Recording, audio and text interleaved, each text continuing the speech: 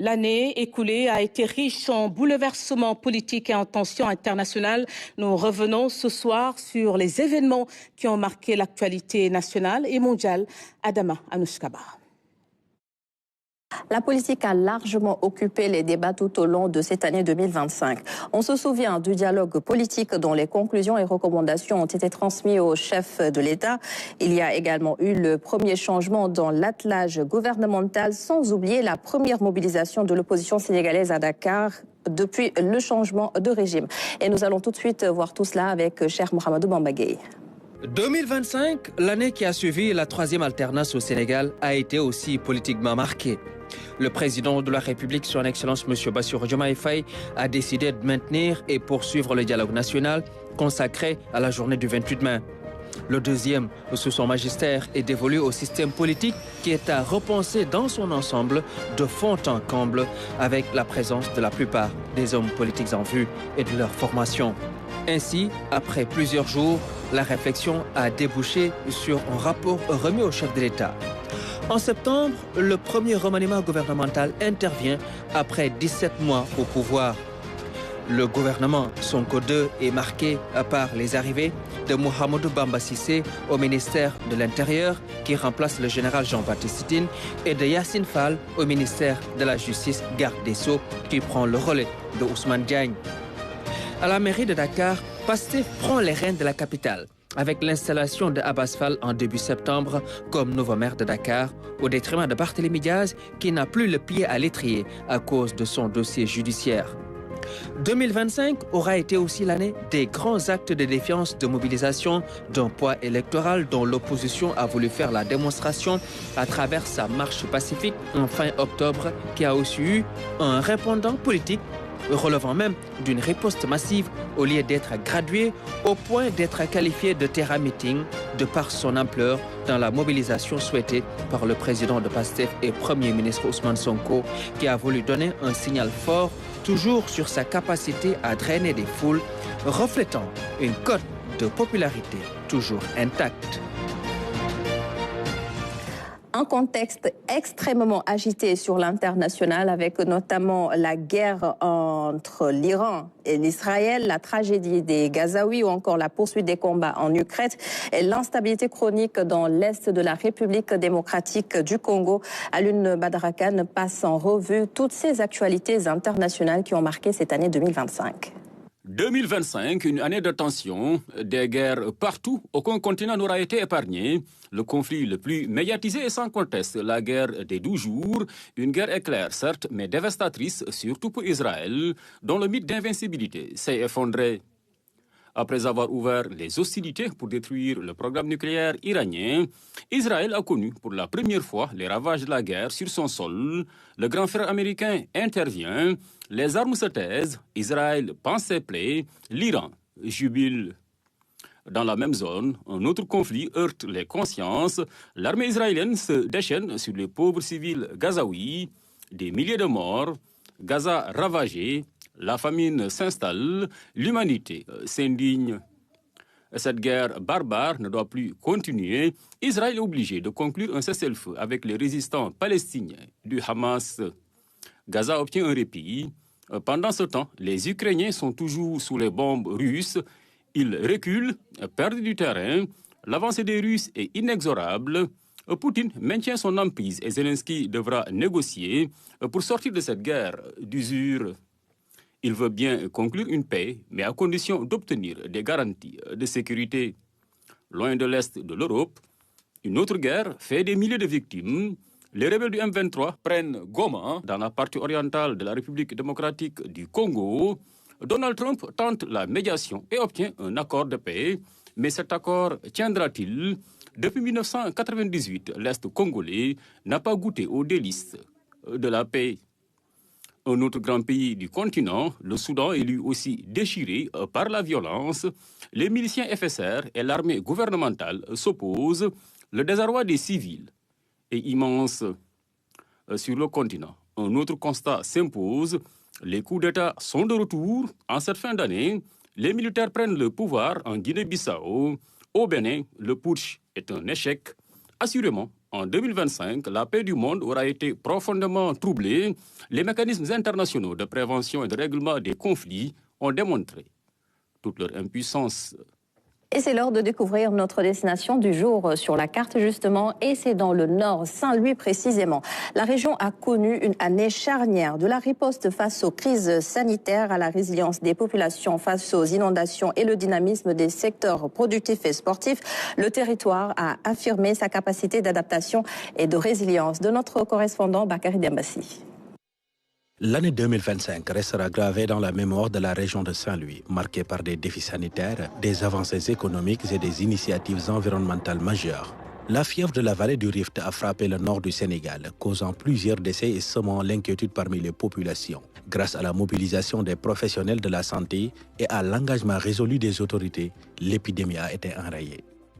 En juin, le président Bassirou Diomaye Diakhar Faye a inauguré à Ross Béthio une usine de transformation d'oignons d'un coût de 22 milliards de francs CFA. Cette infrastructure stratégique valorise la filière locale et vise à réduire les importations de poudre d'oignon en renforçant les liens avec les producteurs. Par ailleurs, l'exploitation du gaz naturel avec le projet Grand Tortue Ahmeyim renforce l'attractivité économique de la ville tricentenaire. Lors de la journée nationale de l'arbre, le Premier ministre Ousmane Sonko a lancé une vaste opération de reboisement à Rao, dans la commune de Gandon, appelant à une mobilisation collective contre la dégradation des écosystèmes. Parallèlement, 3 mois d'inondation ont durement éprouvé les quartiers de Pikine, La Digue et Darou. Malgré les défis persistants en matière d'assainissement, le ministère de l'Hydraulique, l'OLAC et l'ONAS ont intensifié leur intervention pour apporter des solutions. L'agriculture et la pêche demeurent les piliers de l'économie régionale, attirant jeunes et femmes qui multiplient les initiatives innovantes. Dans le domaine militaire, le colonel Alioune Samassa a été installé au poste de commandement de la zone militaire numéro 2. Son ambition est de travailler en synergie avec les populations afin de relever les défis sécuritaires dans la zone nord du pays. Sur le plan sportif, la réouverture du stade Mawadouad après près d'1 an de fermeture a ravivé la passion des supporters avec le lancement de la saison 2025-2026. L'actualité politique sénégalaise a été riche en événements en 2025, comme vous venez justement de le voir. Et nous en parlons tout de suite avec notre invité du jour, le professeur Mamadou Aliou Diallo, enseignant-chercheur, spécialiste des relations internationales. Bonsoir professeur et merci beaucoup d'être avec nous ce soir. Bonsoir madame, c'est un plaisir d'être à la RTS pour donner mes opinions par rapport aux actualités aussi bien nationales qu'internationales. Absolument. Alors professeur, on va d'abord s'arrêter sur le dialogue politique récemment initié par le chef de l'État. Est-ce que vous avez senti les premières avancées depuis justement la remise des conclusions au président de la République ? Oui, il faut le dire, la dynamique dans laquelle s'inscrit le président de la République, c'est une dynamique d'entente, une dynamique de paix, même si quelque part il y a, si vous voulez, des sons un tout petit peu qui voulaient dire qu'il n'y a pas de paix sans justice. Absolument. Mais quand même, donc, c'est sa position, il faut la comprendre telle qu'elle. Voilà. On a également remarqué au cours de cette année 2025 une première mobilisation de l'opposition sénégalaise. Quel signal cela renvoie notamment dans la dynamique politique sénégalaise ? Oui, il faut le constater, pour le noter, l'opposition sénégalaise a été abasourdie par l'ampleur de la puissance du pouvoir actuellement en place, notamment avec, si vous voulez, le score très fort avec lequel donc, ils ont remporté les élections législatives, et ensuite avec justement les activités très fortes, les messages très forts aujourd'hui qui sont donnés à la population sénégalaise, notamment avec toutes les questions relatives à l'économie, toutes les questions relatives au prix des denrées de première nécessité. L'opposition a senti qu'elle est en train de faiblir. Il fallait nécessairement qu'elle puisse réagir. Donc c'est une opposition de réaction, pas une opposition d'action. Et qu'est-ce qui vous a le plus marqué justement sur le plan politique au cours de cette année 2025, professeur ? Il faut le dire, le fait majeur, qu'on le dise ou non, à mon avis, c'est un tout petit peu le duo. Vous savez, on a au Sénégal ce qu'on appelle un exécutif bicéphale. Quand je dis bicéphale, ça signifie que l'exécutif est formé d'un chef de l'État, auquel la Constitution accorde des pouvoirs. Il y a également un Premier ministre auquel également la Constitution accorde des pouvoirs. Nécessairement, il fallait qu'il y ait à un certain moment donné un choc je ne dirais pas un choc des ambitions, mais également un choc des positions, un choc des pouvoirs, des compétences. Et ça s'est révélé récemment avec ce qu'on a pu considérer comme étant un malentendu entre le président et son Premier ministre. Et je crois que la façon dont l'affaire a été réglée, je crois que c'est une affaire qui était tout à fait normale. Je crois que c'est une affaire qu'il fallait que l'on vive. Parce que vous savez, le pouvoir en place actuellement, il est arrivé avec une coalition. Mais une coalition formée de, je pourrais dire comme ça, d'alliés de la dernière heure. De sorte que lorsque le pouvoir de PASTEF arrivé au pouvoir, aux élections, il y a certaines coalisés, certains individus qui sont arrivés et qu'on ne connaissait même pas, que le pouvoir ne connaissait même pas. Mais ils sont arrivés aujourd'hui des taupes, je pèse bien mes mots, des taupes au sein de la mouvance gouvernementale, et ils n'ont pas tardé à monter leur nature. Vous savez, la nature est là au début. Chaque fois que l'on vous met dans une situation qui n'est pas la vôtre, vous réagissez. Et on a vu aujourd'hui ces taupes-là. Je crois que c'est une bonne chose aujourd'hui pour la marche du gouvernement, que chacun sache exactement qui est qui. Le chef de l'État, c'est le chef, c'est lui qui décide de la politique de la nation. Le Premier ministre, c'est lui qui exécute la politique de la nation. Il faut nécessairement qu'il y ait une entente entre les deux pour qu'il y ait une harmonie. Et cette harmonie, je crois, on est en train de la trouver. Chacun a su exactement quel est le périmètre de ses compétences. Et je crois que c'est le juste milieu. Voilà. Alors, l'actualité internationale, professeur, est aussi marquée par une accumulation de conflits majeurs au Moyen-Orient. La guerre en Ukraine qui s'inscrit désormais dans la durée. Et l'Est de la République démocratique du Congo également reste plongé dans une instabilité chronique. Alors, quand on regarde tous ces conflits, professeur, est-ce qu'on a l'impression que les mécanismes de régulation internationale sont arrivés peut-être à bout de leurs compétences?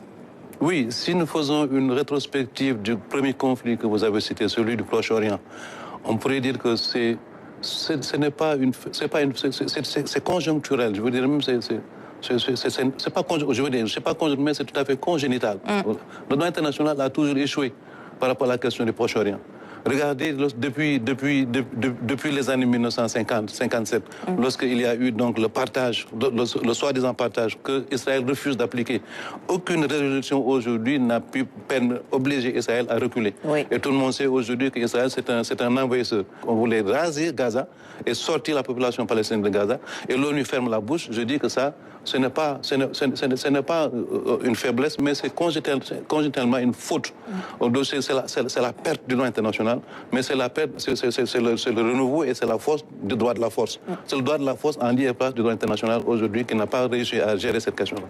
Vous regardez aujourd'hui de l'autre côté, la crise ukrainienne. Oui. La crise ukrainienne également, c'est l'expression très vivante, très vivace aujourd'hui de la perte du droit. Pourquoi? Parce que ce qui est à l'origine, et beaucoup de gens ne le disent pas, ce qui est à l'origine justement de l'invasion de l'Ukraine par la Russie, c'est le non-respect par les Occidentaux des accords de Minsk.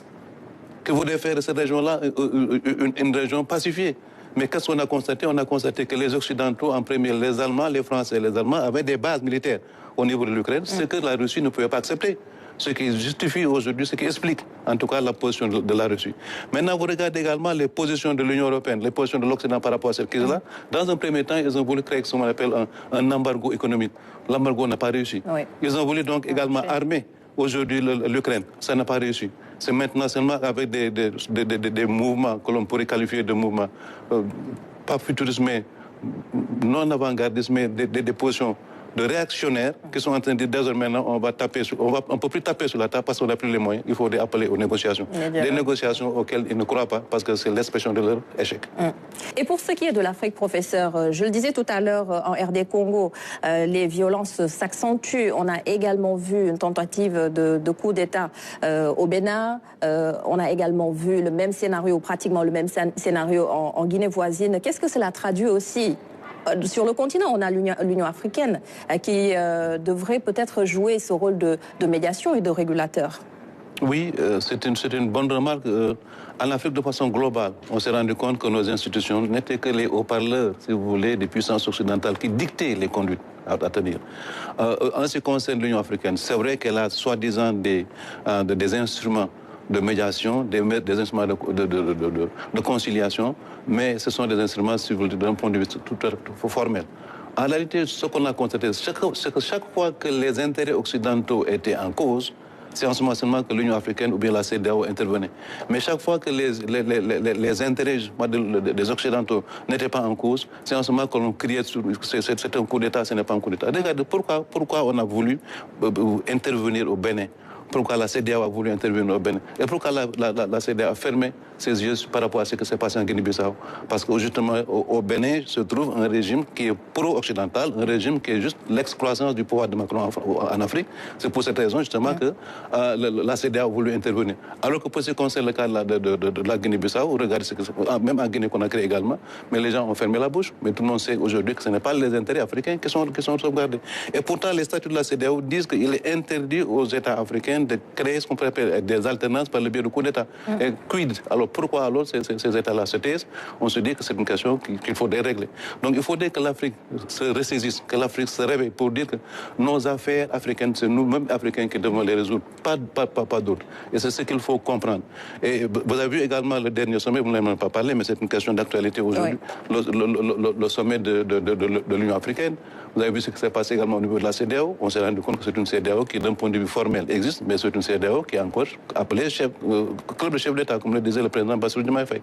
Donc il faut comprendre le phénomène comme ça. Il faudrait que l'Afrique se réveille. L'Afrique aux Africains, par les Africains et pour les Africains. Merci beaucoup, professeur, pour cet éclairage. Le professeur Amadou Aliou Diallo, enseignant-chercheur spécialiste des relations internationales. Merci d'avoir été avec nous ce soir. C'est moi. Merci également à vous d'avoir suivi ce numéro de la Rétro 2025 consacré ce soir à la politique et à l'actualité internationale. On se donne rendez-vous demain pour un autre numéro. Merci à tous.